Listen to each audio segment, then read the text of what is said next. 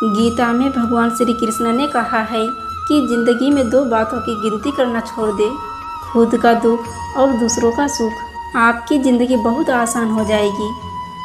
व्यक्ति को सही समय की प्रतीक्षा करके स्वयं को मूर्ख नहीं बनाना चाहिए, क्योंकि सही समय खुद कभी नहीं आता है, बल्कि इसे बनाने के लिए प्रयत्न करने पड़ते हैं।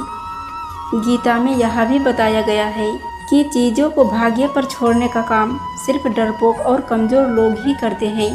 मजबूत और खुद पर भरोसा करने वाले लोग कभी भी कोई चीज़ नियति या भाग्य पर नहीं छोड़ते हैं। मनुष्य को सिर्फ दिखावे के लिए अच्छा नहीं बनना चाहिए, क्योंकि परमात्मा आपको बाहर से नहीं बल्कि भीतर से भी जानता है। अक्सर जो चीज़ें आसानी से मिल जाती है, मनुष्य उसको महत्व नहीं देता है। अक्सर खो देने के बाद ही समय, व्यक्ति और संबंध के मूल्यों का आभास होता है। श्री कृष्ण कहते हैं कि यह शरीर नश्वर है पर आत्मा अमर है। यह जानने के बाद भी व्यक्ति अपने इस नश्वर शरीर पर घमंड करता है, जो कि व्यर्थ है। शरीर पर घमंड करने की बजाय मनुष्य को सत्य स्वीकार करना चाहिए। गीता में भगवान श्री कृष्ण ने यह भी कहा है कि अपने पीड़ा के लिए संसार को दोष मत दो, अपने मन को समझाओ, क्योंकि तुम्हारे मन का परिवर्तन ही तुम्हारे दुखों का अंत है। गीता में लिखा है कि क्रोध तब पुण्य बन जाता है जब वह धर्म और मर्यादा के लिए किया जाए, और सहनशीलता तब पाप बन जाती है जब वह धर्म और मर्यादा को बचाना पाए। गीता में लिखा है केवल डरपोक और कमज़ोर लोग ही चीज़ों को भाग्य पर छोड़ते हैं, लेकिन जो मजबूत और खुद पर भरोसा करने वाले होते हैं वे कभी भी नियति या भाग्य पर निर्भर नहीं रहते। भगवान श्री कृष्ण का कहना है कि परेशानी में अगर कोई तुमसे सलाह मांगता है तो उसे सलाह के साथ अपना साथ भी देना, क्योंकि सलाह गलत हो सकती है परंतु साथ नहीं। तुम अपने आप को भगवान को अर्पित कर दो, यही सबसे उत्तम सहारा है।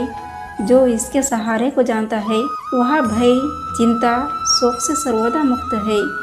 ईश्वर सब देख रहा है, आपकी प्रार्थना, आपका संघर्ष, आपकी तकलीफें, आपका संयम और कर्म भी।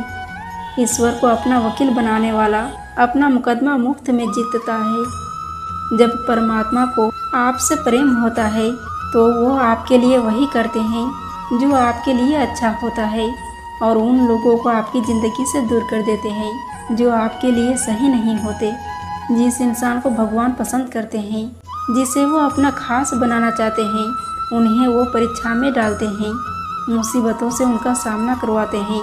अगर आपके जीवन में भी परीक्षाओं का दौर है तो समझ लेना कि ईश्वर आपको बहुत आगे ले जाना चाहते हैं, इसलिए धैर्य से परिस्थितियों का सामना कीजिए। भगवान श्री कृष्ण कहते हैं कि परीक्षा संसार की, प्रतीक्षा परमात्मा की और समीक्षा अपनी करनी चाहिए, लेकिन हम लोग परीक्षा परमात्मा की, प्रतीक्षा सुख की और समीक्षा दूसरों की करते हैं।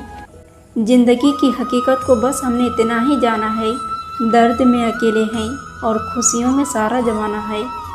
वक्त कहता है मैं फिर ना आऊँगा, मुझे खुद नहीं पता तुम्हें हंसाऊँगा या रुलाऊँगा।